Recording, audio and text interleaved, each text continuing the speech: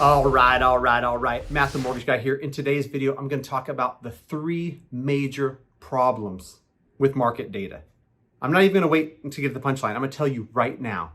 It's old, it's manipulated, and it's out of context. Before I jump into it, explain my reasons why, please do me a favor. Like, comment, subscribe, do all the stuff that helps the YouTube algorithm. Share this with a friend who you think might benefit from it. I'm just a mortgage broker telling you what I know, what I see, what I hear from real estate agents, from consumers, from my day-to-day grind in the mortgage industry. So here's my beef with market data. Everybody wants to point to market data. They want to say the housing market's going to do this, the housing market's going to do that. I mean, the market in general, the stock market, the economy is going to do this or that because of data. The first problem, in my opinion, with this data is it's old. I'm looking at data that's coming out in July of 2021 that's telling me about April. What in the world can I do with April data to help me make a decision about buying real estate or investing in real estate in July 2021 or August 2021? Not much. That data is old. That data is not telling me anything about today's market, about what I have to do today to get an offer accepted. And so as much as many companies put together really great data to show us what has happened, that's all they can do is tell us what has already passed. They can't tell us with any amount of certainty what's coming in the future. There are some great folks and some great forecasters across mortgage, across real estate, and I follow a lot of them. I trust a lot of them. I respect a lot of them, but that's a forecast, right? And people look at data and they get something either on their computer feed, in a newspaper, in a magazine article, on the news. That stuff's already passed. The stuff that they're talking about, the data that they're pointing to, is way long gone. April feels like years ago to me. The stuff that was happening in the real estate market in April, not even close to what's happening today. And the reason I point this out is because as I talk to real estate agents, as I talk to mortgage brokers that are in the weeds, that day after day after day are studying the market, following the market, looking at stuff, like inventory, looking at stuff like mortgage applications.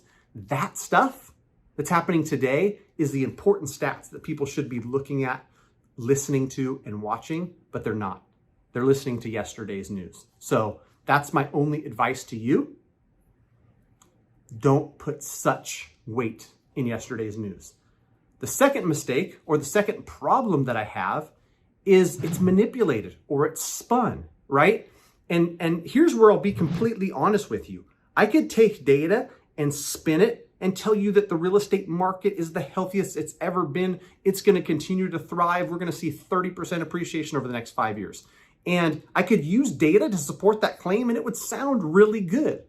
I could take that same data, I could spin it different, and I could tell you that home prices are going to crash by 40% in the next 5 years. And it would look just as good. That's the problem, is that you can manipulate data to say really whatever you want it to say. I think that the people who manipulate it against the grain and say things like housing market crash, I could put cracks in that and tell them that they're out of their mind. There's going to be this many foreclosures, because of this many people in forbearance, and that's going to cause this much in supply, and that's going to, that's a bunch of what ifs, right? But you can do what ifs the other way and make it look a little bit rosier than it might be, right? And somewhere in the middle lies reality where, the next 3 years see a total of 8% appreciation or something to that effect. That's just my personal guess and my opinion. But what I'm telling you, what I'm warning you about, is it can be manipulated. It can be spun one way or another, however you want to paint it. Somewhere in the middle is probably where we're going to be. And to be honest, that's where I stand, is somewhere in the middle. Last and not least, it can be taken out of context. And I say this because there's a lot of different numbers, economic numbers, housing market numbers that get put out, and people don't know how to really interpret it. And so they guess. And maybe somebody interprets it a certain way that's wrong and then tells somebody else that's how you interpret it.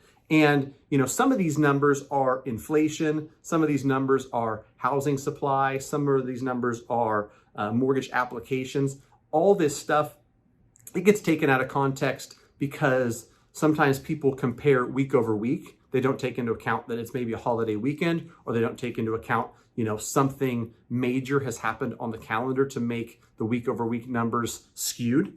Even worse than that is when you take year over year numbers. I'll give you a great example. You take year over year numbers for mortgage applications, April of 2021 versus April of 2020. You know what happened in April of 2020? The world shut down. Mortgage rates went to the floor really fast. Mortgage applications flooded in for refinance. So refinance applications were through the roof because everybody and their mom wanted to refinance. So if you look at those apps year over year, it looks like things have dried up. Nobody's applying in April of 2021. Where have all the buyers gone? Where have all the refinanciers gone? They've gone. So anyhow, that's that. Those three things I just thought I'd touch on. The data's old. It can be manipulated. It can be taken out of context. So buyer beware, consumer beware. Take, most things you hear with a grain of salt. Take into account where you're hearing it from. And I'll even, point at myself, because trust me, the internet trolls and the YouTube trolls will be all over me. I'm a mortgage broker, so I'm only out for serving me, and I'm only going to tell you that real estate will go on, continue to appreciate forever, and you should be investing in real estate forever because that's going to serve me and help me get more clients.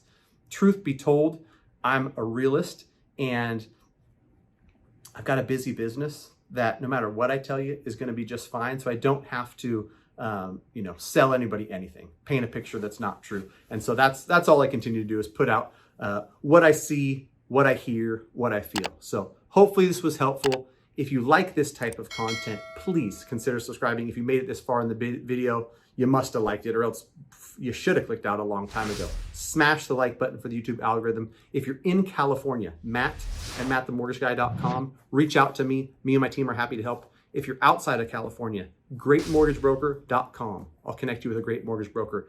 If you are thinking about buying an investment property, if you're buying a primary residence, if you're doing anything in the world of mortgage in the next 12 months, I highly encourage you to check out Mortgage 101 course coming August of 2021. I'm going to start having links below. Probably won't be there yet because it's not out, but we're currently editing it. I think I'm going to do something bananas like 60% off for the first 60 days to get it in as many hands as possible, help as many people as possible. It's going to be super cheap. It's just going to allow me to condense all the best information that I've learned over the years, provide it to the consumer in this package where if you spend a little bit of money buying it, it's more likely that you take action on taking it all in. And so help me help you by, purchasing the course, diving in, learning some stuff, and making good decisions on your next and all your future real estate investments, all your mortgages. Thanks, and be well.